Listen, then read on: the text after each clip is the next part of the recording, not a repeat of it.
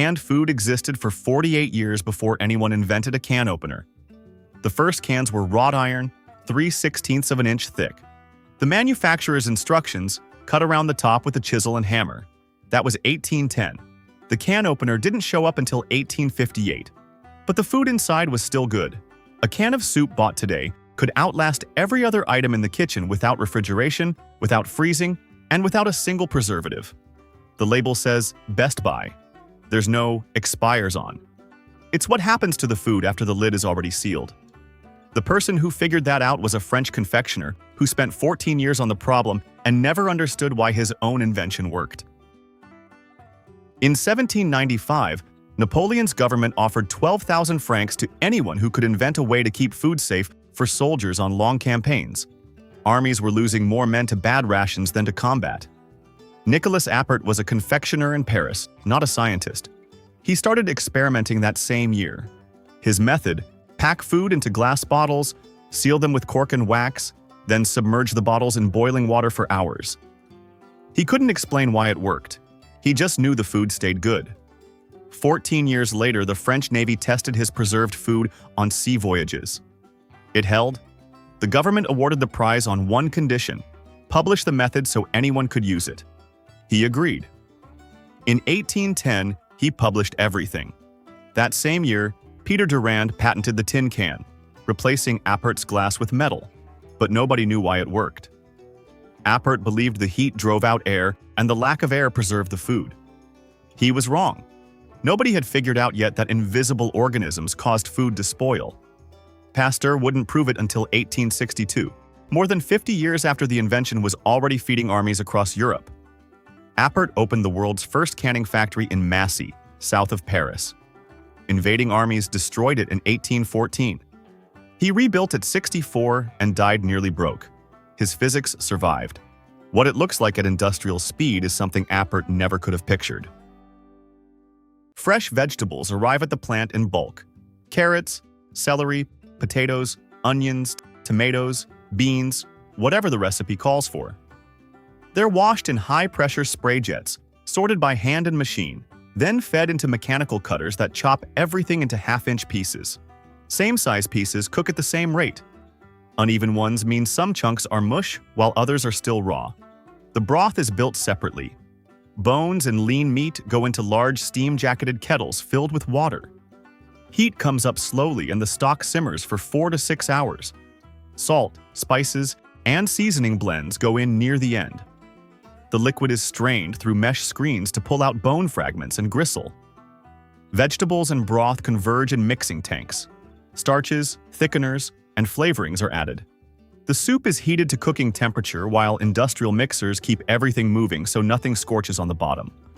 From mixing, the soup flows through insulated pipes to the filling line. Nozzles overhead fill each can to the same level, within a fraction of an ounce. Too much and the can swells when it heats. Too little and it looks half empty on the shelf. The lid goes on next. 2 sets of steel rollers grab the lid and can body and fold them together. Metal over metal, crimping the edges into a seal, nothing gets through.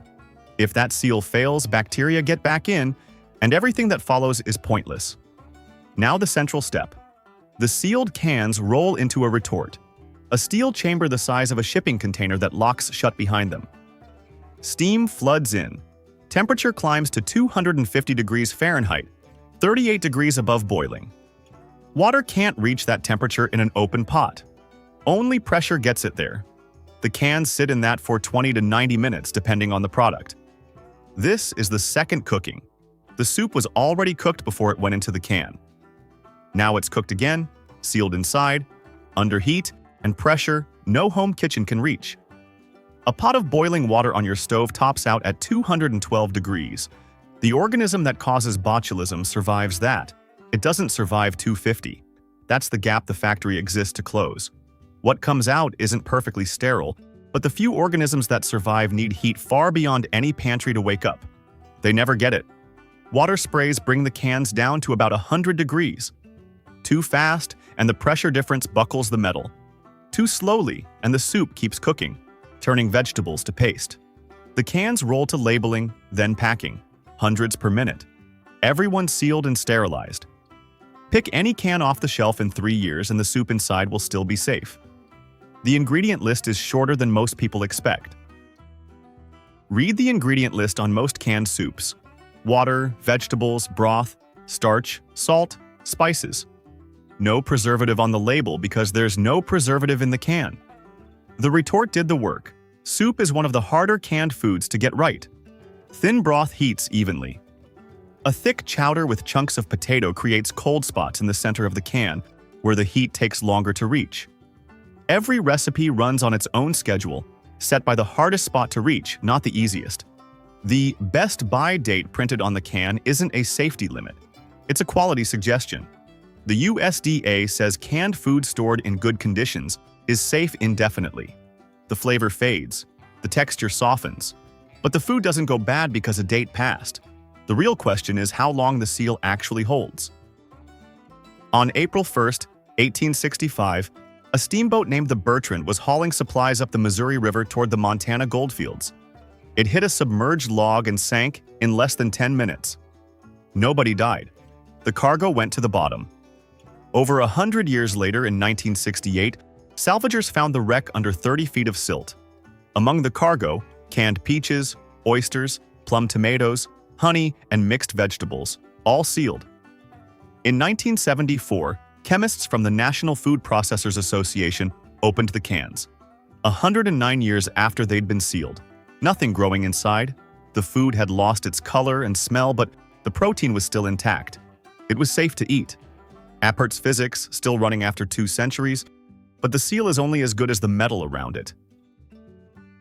Next time you pick up a can, check 3 things: the seam where the lid meets the body, the sides, the bottom. A dent deeper than ½ an inch can crack the double seam and bacteria get back in. Swelling means something grew inside and gas pushed the lid out. Rust eats through metal over time. These are the real danger signs, not the date. High-acid foods like tomatoes hold quality for 12 to 18 months. Low-acid soups last 2 to 5 years.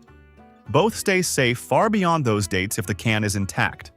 The system works because it doesn't rely on anything that can wear off or lose potency. Seal it. Heat it. Wait. 2 centuries of improvements in speed, scale, and precision haven't changed that. Appert couldn't explain why. Pasteur did in 1862. The retort industrialized it. Every can on a shelf right now is still running the experiment a confectioner started in a Paris kitchen in 1795. The first cans took a chisel to open and 5 hours to seal. The one in your pantry took a machine half a second. Same heat, same principle, same result. That's the process. We reveal how things actually work, one story at a time. If there's something you'd like us to explore next, let us know. Until then, trust the process.